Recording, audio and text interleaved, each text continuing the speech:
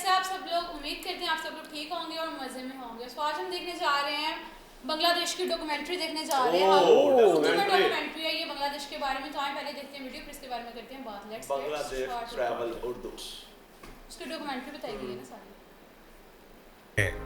जी हाँ, आज हम सैर करने जा रहे हैं बांग्लादेश की, जिन्हें दुनिया की मेहनती कौम कहा जाता है। पाकिस्तान से अलग होने के बाद यहाँ के लोग कैसी जिंदगी गुजार रहे हैं, माशी तौर पर कैसे ये मुल्क पाकिस्तान से आगे निकल चुका है, क्या बांग्लादेश के लोग पाकिस्तानियों को पसंद करते हैं, कैसे टेक्सटाइल इंडस्ट्री पाकिस्तान से बांग्लादेश चली गई, आज कौन सा मौका दोबारा पाकिस्तान को मिला है कि बांग्लादेश को माशी तौर पर ये पीछे छोड़ सकता है। बांग्लादेश की प्राइम मिनिस्टर शेख हसीना को कैसे स्टूडेंट्स ने एहतजाज करके मुल्क छोड़ने पर मजबूर कर दिया। इसके अलावा आपको बांग्लादेश की ऐसी खूबसूरती दिखाएंगे जो आज से पहले आपने कभी नहीं देखी होगी। चलें अब निकलते हैं बांग्लादेश के एक शानदार सफ़र पर। इस कंट्री का ऑफिशियल नाम पीपल्स रिपब्लिक ऑफ बांग्लादेश है, लेकिन इसके अलावा बहुत से नामों से इसे पुकारा जाता है, जैसा कि बंगाली या कंट्री ऑफ बंगाल। बांग्लादेश का मतलब है बंगालियों की सरजमीन। 16 दिसंबर 1971 को तारीख का वो दिन था जब इस्लामी जमहूरिया पाकिस्तान के नाम से पहचाने जाने वाला हिस्सा एक नई शिनाख्त के साथ दुनिया के नक्शे में उभरा। ये बिल्कुल ऐसा ही था जैसे किसी ने जिस्म का एक आज़ाद जिस्म से अलग कर दिया हो।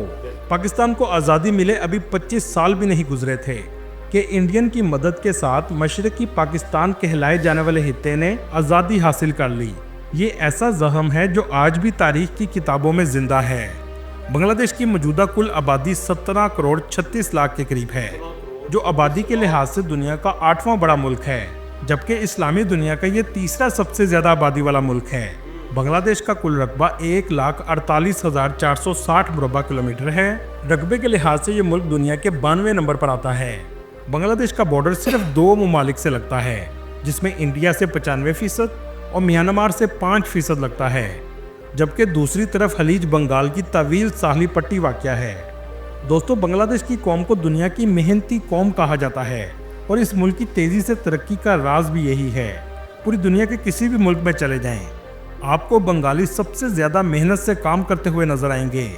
ख़ास तौर पर अरब ममालिक में बंगाली बड़ी तादाद में आबाद हैं।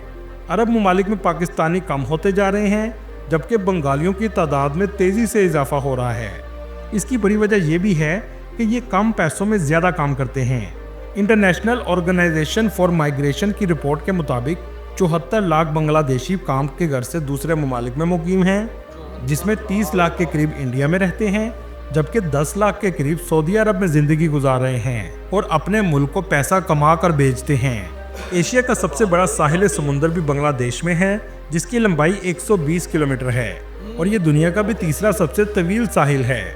इस मुल्क में बोली जाने वाली ज़ुबान बंगला है, जो दुनिया की सबसे ज़्यादा बोली जाने वाली ज़ुबानों में 8वें नंबर पर आती है। इसके अलावा हिंदी और उर्दू ज़ुबान भी लोग बोलते हैं। बांग्लादेश में 91% मुसलमान आबाद हैं, जबकि 8% हिंदू और 1% दूसरे मज़हब के लोग रहते हैं। दोस्तों, यहाँ आपको एक हैरानकुन बात बताता चलूँ, जिससे आपको बांग्लादेश की सलाहियत और मेहनती होने का अंदाज़ा हो जाएगा। दुनिया में चाइना और इंडिया जैसे बहुत बड़े रकबे वाले ममालिक साल में 3 बार चावल की पैदावार करते हैं, जबकि बांग्लादेश रकबे के लिहाज से 92वें नंबर पर आता है। इसके बावजूद ये मुल्क भी साल में 3 बार चावलों की पैदावार करता है और दुनिया में चावल पैदा करने वाले ममालिक में तीसरे नंबर पर आता है और पूरी दुनिया को चावल एक्सपोर्ट भी करता है। ये वही मुल्क है जिसके 1971 में हालात बद से बदतर थे। करेंसी की वैल्यू भी ज़ीरो थी, यहाँ तक कि पाकिस्तानी रुपए पर बांग्लादेशी स्टैंप लगाकर इस्तेमाल की जाती थी। बांग्लादेशी करेंसी के प्रिंट होने के बाद भी इसकी वैल्यू टके की भी नहीं थी, लेकिन आज पाकिस्तानी करेंसी की वैल्यू टके की भी नहीं रही। जी हाँ, बांग्लादेश की करेंसी को टका कहा जाता है।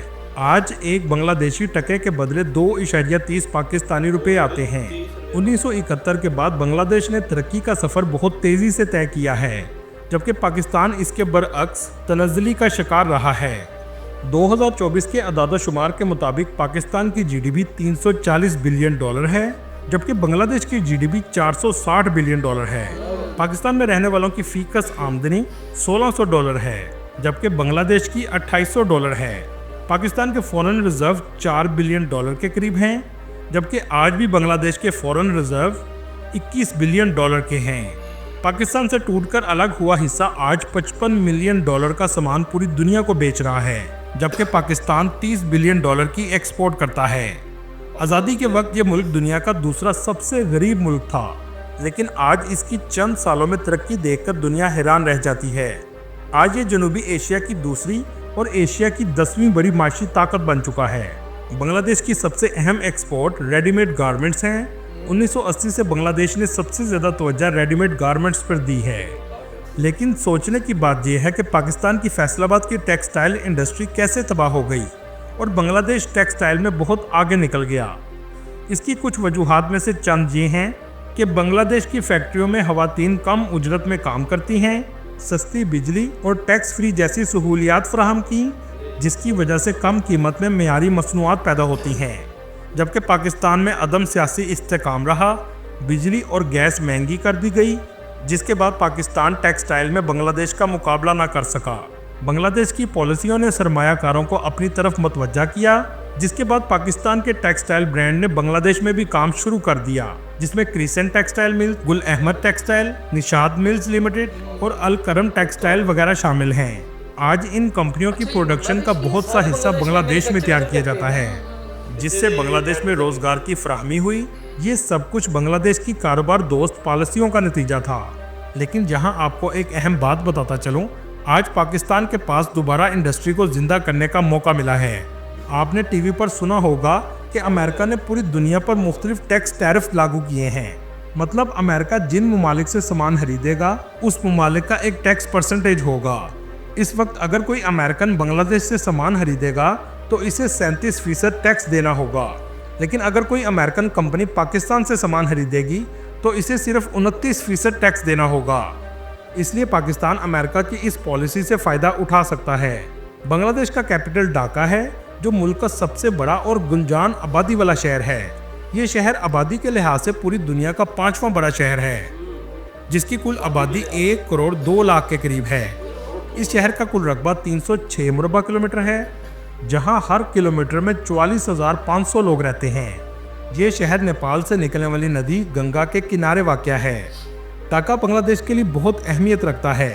ये दारुल हुकूमत होने के साथ साथ इस मुल्क की इंडस्ट्रियल हब भी है। पूरे बांग्लादेश की इकॉनमी की इनकम का 35% हिस्सा ढाका से आता है। ढाका सिटी में ट्रैफिक और रश आपको सबसे ज़्यादा नज़र आएगा।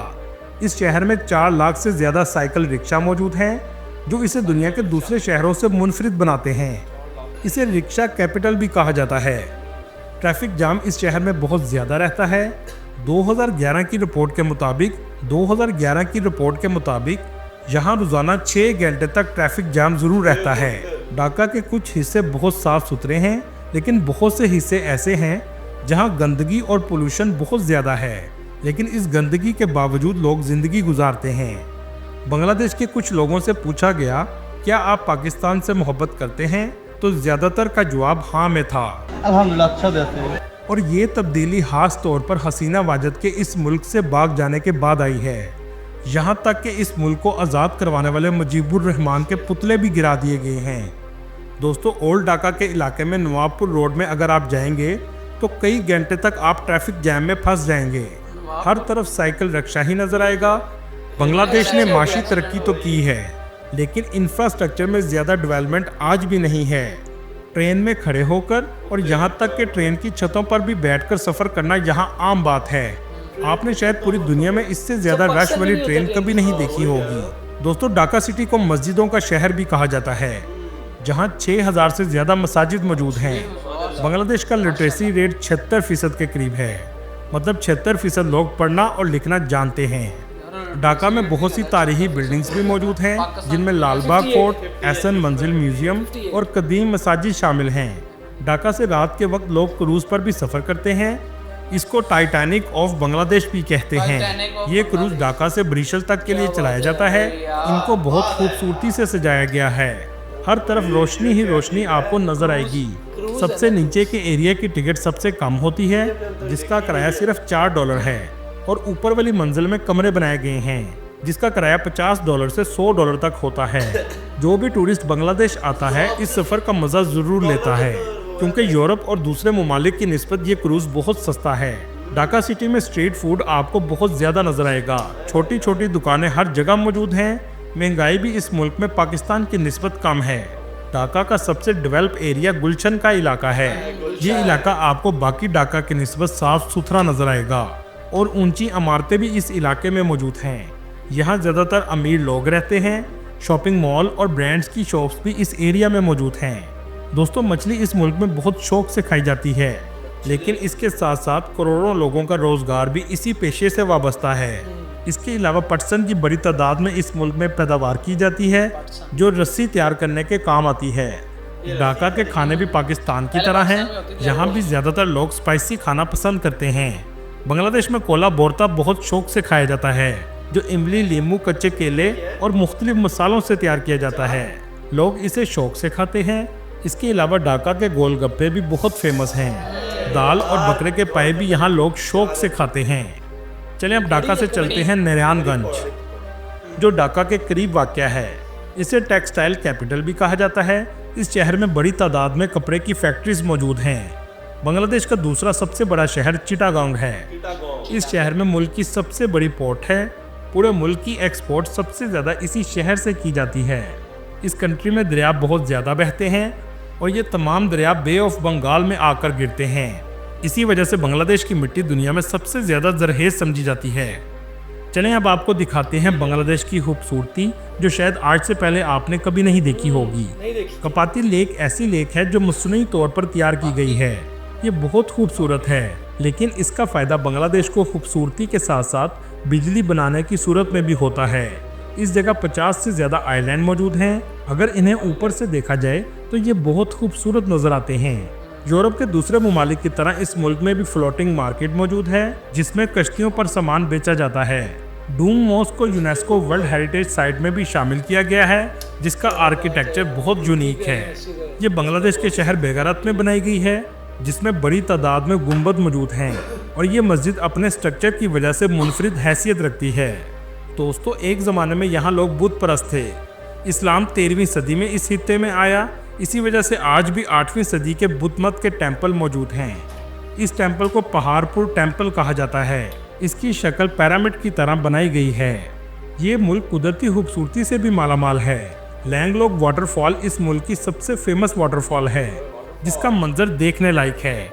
दोस्तों, इंडिया के शहर कोलकाता से बड़ी तादाद में लोग आते और जाते हैं, जिसके लिए बस भी चलाई गई है और इसको आपस में मिलाने के लिए 8 किलोमीटर लंबा पुल भी बनाया गया है। दोस्तों, जैसा कि आपने कुछ अरसा पहले सुना होगा कि शेख हसीना वाजिद मुल्क छोड़कर भाग गई थी। इसकी क्या वजह थी, चलें इसको जानने की कोशिश करते हैं। 2024 अगस्त के महीने में ऐसा क्या हुआ था कि सब सड़कों पर आ गए थे। तलबा ने बहुत ज़ोरदार एहतजाज शुरू किया था। 1971 में बांग्लादेश ने अलग होने के बाद आर्मी के साथ मिलकर एक कानून पास किया कि जो लोग 1971 की जंग में शरीक थे, उनके बच्चों को 30% सरकारी नौकरियों का कोटा दिया जाएगा और बाकी मुल्क के नौजवानों के लिए सिर्फ 40% का कोटा रखा गया। जंग में शरीक चंद हज़ार फौजियों के बच्चों के लिए 30% नौकरियां, जबकि करोड़ों नौजवानों के लिए 40% नौकरियां रखी गई थी। जिसके बाद नौजवान सड़कों पर निकल आए कि हम करोड़ों का हक चंद हज़ार लोगों को दिया जा रहा है।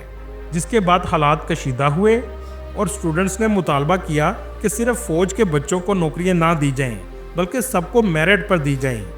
लेकिन शदीद एहतजाज के बाद शेख हसीना वाजिद को मुल्क छोड़ना पड़ा और अदालतों को इस कानून को ख़त्म करना पड़ा। ये थी इस वाक़े की असल वजह, जिसके बाद शेख हसीना वाजिद मुल्क छोड़कर भाग गई। ये शेख मुजीबुर रहमान की बेटी हैं, जिसने 1971 में बांग्लादेश को पाकिस्तान से अलग करने में अहम किरदार अदा किया था। काफी इंटरेस्टिंग थे यार। अच्छा, आज हमें डॉक्यूमेंट्री का मतलब क्या पता चला है कि जो जो चीज़ें इसमें ऐड थी, जैसे मैं बोलता था कि टेक्सटाइल जो है उसने बहुत ग्रो किया अपना बांग्लादेश में। ये पाकिस्तान के जो बड़े-बड़े ब्रांड हैं, सारों ने अपनी जो फैक्ट्रीज वगैरह थी उधर मूव ऑन कर ली थी। मैन्युफैक्चर उधर करते हैं, उधर से फिर एक्सपोर्ट करते हैं, इसलिए वो काफी महंगे हैं इधर ये ब्रांड सारे। अच्छा, हमें नहीं पता था अलकरम हो गया, खाड़ी वगैरह बड़े ब्रांड है। अभी ऐसे बड़े ब्रांड है जिनका मतलब कोई नॉलेज ही नहीं है, जो छोटे पैमाने पे उधर चले गए होंगे। देखिए ना, उनको वहाँ पे फैसिलिटीज मिल रही है, कितनी फैसिलिटीज दी जा रही है, उनको बिजली इलेक्ट्रिसिटी दी जा रही है, वहाँ पे उनको हर तरह की अच्छा facility मिल रही है, आज यहाँ पे होगी ऐसी कि चीज़ मे नहीं भी है कुछ पाकिस्तान में। अपना मतलब कि उनके रेट हो गए हों इलेक्ट्रिसिटी के, लेकिन स्टार्टिंग में बांग्लादेश ने इलेक्ट्रिसिटी वैसे ही फ्री कर दी थी इंडस्ट्रीज के लिए। यही वजह बनी ना कि उन्होंने इलेक्ट्रिसिटी फ्री करने की, यही तो वजह है कि जो इंडस्ट्री पाकिस्तान में थी कपड़े की वो मूव ऑन कर गई बांग्लादेश की तरफ, क्योंकि पाकिस्तान में इलेक्ट्रिसिटी बहुत ज़्यादा एक्सपेंसिव है। ये तब उस दौर की बात है जब जरदारी ने अपना, बिजली तो होती नहीं थी पाकिस्तान में, 2008 बिजली का हाल 7-8 की बात है, 7-8 ठीक है। बिल्कुल पाकिस्तान में बिजली लोड शेडिंग होती थी 12 घंटे की, 1 घंटा और बिजली आती थी, 1 घंटा जाती थी। जो 12 घंटे रहती थी उसमें इंडस्ट्री अपना पूरा काम नहीं थी कर सकती, इसीलिए इंडस्ट्रीज पैसा लिया गया को था। उन्होंने बोला जी कि अपना इंडस्ट्रीज इधर आ जाए, हम अपना इलेक्ट्रिसिटी जीरो कर देते हैं, सिर्फ इसलिए कि उनके लोगों को काम मिल सके। बिल्कुल ऐसे ही उन्होंने बात second year में- और डेवलप हुआ उधर से, फिर बंगला का नाम दिन ब दिन टाइम टू टाइम ग्रो करने लग गया। जाहिर आज सी देख बात रहे है हैं आपसे ऐसे कितना ऊपर चला गया बांग्लादेश। विकास ऐसे भाई, ही- कल मैंने एक वीडियो में बात की थी कि वहाँ ना लेडीज बहुत काम करती हैं, हार्ड और वर्क आज करें। भी उन्होंने बताया कि कम उजरत में सेकंड रीजन यही तो थी कि कम उजरत में वहाँ की खवातीन जो है वो काम करती काम हैं करती बहुत हैं। कम ज्यादा। उजरत वाली बात इनकी हर मुल्क में ही है, मतलब कि बंगाली दुबई में, पाकिस्तान में, सऊदीया में, कहीं भी बैठा बताया है, तो है उन्होंने भारत में 74 बहुत ज्यादा लाख है यार। उन्होंने बोला काम करेगा, काम ये नहीं जितना पूछेगा मिलेगा वो कितना पैसा करेगा। कितना नहीं, काम करेगा। 74 लाख लोग जो है वो बाहर गए हैं वो अदर मेहनती कंट्रीज है, में। काम करना और चाहते एक हैं। चीज उन्होंने कि वहाँ के जो चावल है वो दुनिया के तीसरे नंबर अच्छा पे। देखो जी, वो तीसरे बता वो रहे हैं एक साल में 3 फसलें ले 3 फसलें लेते हैं ना, बेसिकली 3 फसलें लेते और हैं। हमें कमर्स भी आया था और वो बता रहे थे, हमने रिवर का पूछा था ना, वो बता रहे हैं 700 से ज्यादा वहाँ पे दरिया हैं। 700 से ज्यादा देखिए जी, वो लंबाई बता रहे हैं 120 किलोमीटर की उनके पास वो है कॉर्नर है सी की, अच्छा 120 किलोमीटर ह्यूज बनता है। यार 120 किलोमीटर वाकई बहुत ह्यूज है। और खाने की बात करें तो वो सबसे ज़्यादा पसंद करते हैं जी मछली खाना। वो तो उनकी फेवरेट और चावल मछली से मछली। 70% जो है वो इनकम भी करते हैं। बिल्कुल ऐसे। हाँ, और हम लोग खाते हैं ना कि हम लोग रोटी खाते हैं, वो लोग ज्यादा राइस खाते हैं। चावल। अच्छा ये वो एक देखिए ना, काश्तकारी कितनी तो है। कहा जाता है बात बात। देखिए एक साल में 3 फसल हम इधर अपना कपास की और कनक की ले रहे हैं, वो भी 6 माह गन्नों की ले ले रहे रहे हैं, हैं, 6 माह की है। 6 माह की करना है, तो उधर वो एक साल में 3 फसलें ले रहे हैं मतलब 4 और माह तीनों की। चावल की ले रहे हैं, और साथ वो एक्सपोर्ट कर रहे हैं। एक्सपोर्ट भी कर रहे हैं। रीजन ये है ना कि वो अच्छा वे देख ले पानी का कितनी खजाना ज्यादा है। उनकी स्ट्रगल है कि उनका साइकिल रिक्शा जो है ना पूरे मतलब सिर्फ ढाका में 4 लाख 4 लाख साइकिल रिक्शा यार। देख ले कि वो 4 लाख बंदा एट अ टाइम जो है ना वो वो रोजगार है। ढाका की आबादी भी तो देखे ना 1 करोड़ और समथिंग एक है। और 7 लाख के 2 लाख बताइए। और सिर्फ ये ढाका की आबादी नहीं, मैं एक मेहनत city की की। बात कर रहा हूँ ना, देखे ना कि वो 4 लाख बंदा जो कितनी ज्यादा स्ट्रगल कर रहा और है। इसी वजह से वो कह रहे थे कि 6 घंटे ट्रैफिक जाम रहती है ढाका में। मेरा ख्याल है वीडियो काफी लंबी होगी तो खत्म करते हाँ हैं। जी। ये Anyway जी बहुत guys, अच्छी ये थी थी आज की आपकी वीडियो, ठीक है। आपको कैसी लगी कमेंट्स में जरूर बताइएगा। जो चैनल पे नए हैं प्लीज चैनल को कर लें सब्सक्राइब। तब तक रखें अपना ख्याल। अल्लाह हाफिज़।